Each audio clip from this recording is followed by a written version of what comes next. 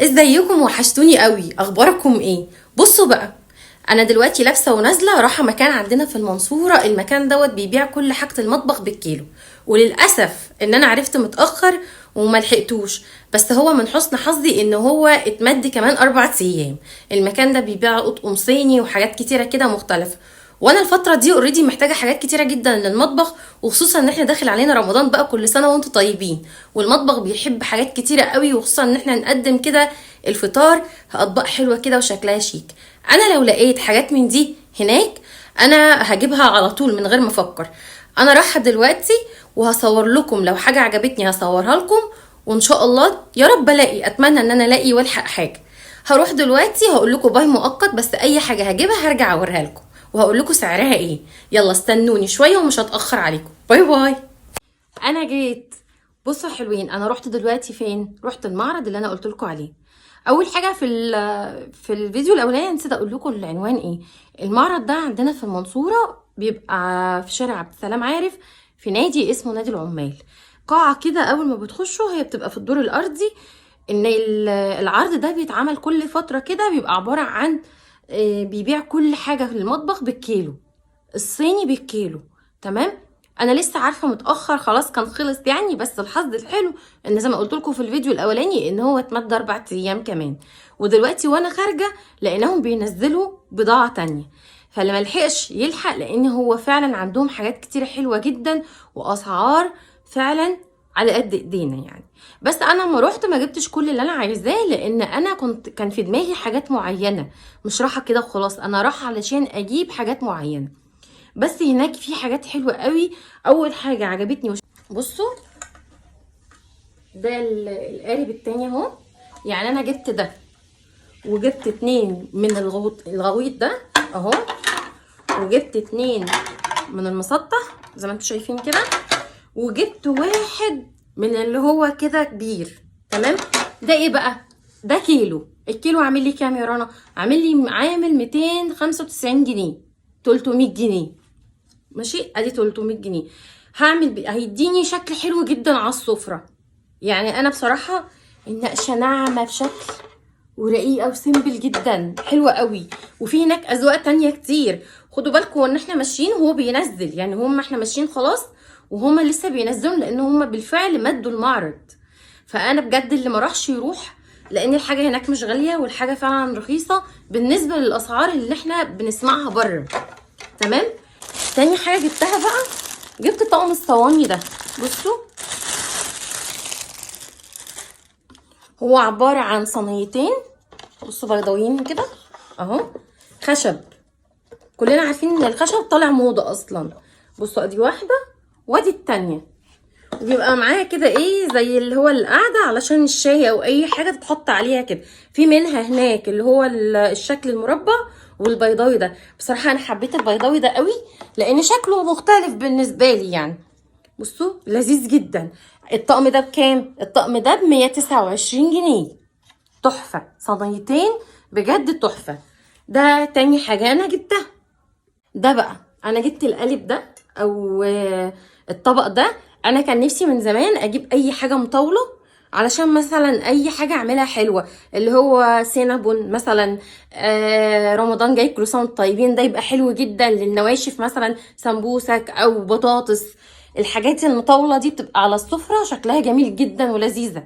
او انا برضو رحت في الاخر، كان للاسف الكميه خلصت. بس هو دلوقتي واحنا جايين نمشي كان في عربيه نقل هناك بتنزل بضاعه تانية. يعني المكان لسه متاح ولسه فيه شغل، وما شاء الله فيه اذواق حلوه كتير. يعني انا صورت لكم حاجات منه كتير قوي، يعني اكتر، يعني على قد ما قدرت. حاولت ان انا اصور لكم الاذواق هناك، واصور لكم كمان الاسعار، لان كل حاجه محطوط عليها سعرها. بصوا، هناك في كوبايات وفي كل حاجه. انا مش قادره بصراحه اقول لكم في ايه بالظبط عشان ما انساش، بس فعلا هو في كل حاجه. بصوا الحلاوه دي بقى، الكوبايات دي، بس طبعا مطلعها دلوقتي وقعت اتكسرت، بس عادي مش مشكله. بصوا الكوبايات دي ال3 ب5. بصوا حلوه قوي. يلا ملناش نصيب في واحده اتكسرت، بس مش مشكله. هو المفروض ان ال3 دول على بعض عاملين 5 جنيه. لو انا جبت 3 تانيين معاهم يبقى الباكت يعني الستة على بعض ب30 جنيه. بس انا جبت 3 بس لان انا اوريدي عندي كوبايات جوه، بس قلت ايه شكلهم بصراحه عجبني، بس ماليش نصيب في النص وقعت اتكسرت، بس مش مشكله كله خير. ادي 3 كوبايات. هنا بقى اول ما دخلت ده بورسلين، الكيلو فيه ب229 جنيه. بصوا اشكال رهيبه، وده مهرجان بقى الصين، هو فعلا مهرجان صيني. شايفين البولات وحلاوتها والكوبايات ما شاء الله، الوان كتيره واشكال كتيره، واللون اللي هو اللي مدي على النحاسي ده شويه فظيع بصراحه، او فضي يعني ما بعرفش في الالوان قوي، بس حلوه قوي. بصوا شايفين الالوان اللي شبه الطبق اللي شبه عباد الشمس ده يجنن. هنا الكيلو من ده ب139 جنيه. بصوا البراد ده كيوت قوي، يعني بجد شكله حلو خالص. واللبانه هنا ب55 جنيه. بصوا مقاسات بقى مختلفه واشكال جديده وكتيره بصراحه، غطا حلو قوي. وهنا الحاجات دي الطاسات دي ب175 جنيه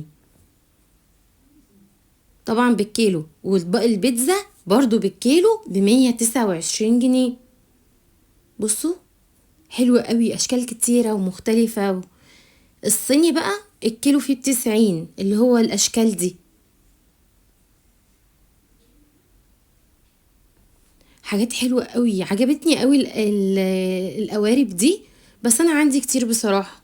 والنقش دي تجنن، والحاجات اللي هي مدية على الشكل الرخامي ده حلوة قوي برضو.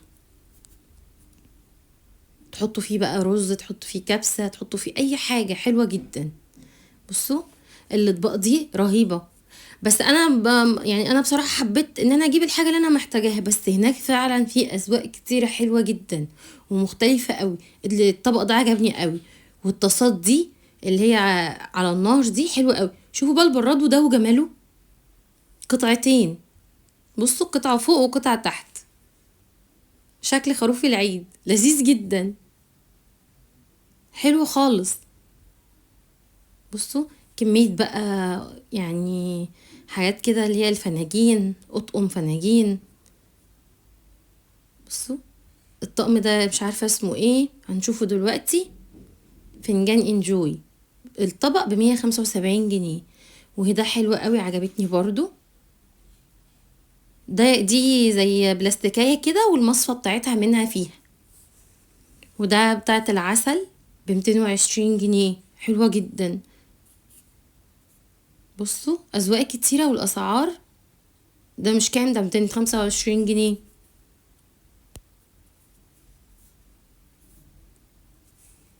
بطوط. الكاسات بقى عجبتني قوي، حسيت ان هي شكلها جديد ومختلفة. شوف اطقم الخشاف لذيذة بشكل. الكاسات هناك حلوة حلوة بجد. في طقم عجبني جدا، ده ب1000 جنيه، يعني بجد رهيب. وده اطقم العشاء، انا عجبني ده قوي.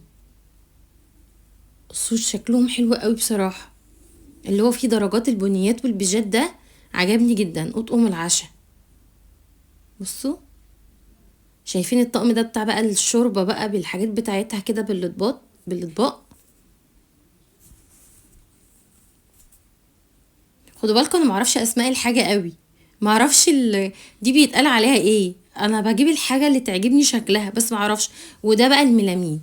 بصوا ده اللي هو على قد قطعة البيتزا. اشكال لذيذة جدا، والنقشة ناعمة بشكل، عجبتني دي قوي. بس ما كنتش عارفة ان انا اكمل المجموعة. ماري كريسماس، كل سنة وانتم طيبين. بصوا بقى البيتزا ده كيوت قوي، عجبني جدا، عامل زي فنجان القهوة كده. الواحد ب35 جنيه. توم وجيري. بصوا قد ايه حجمه حلو خالص، صغنون كده اهو.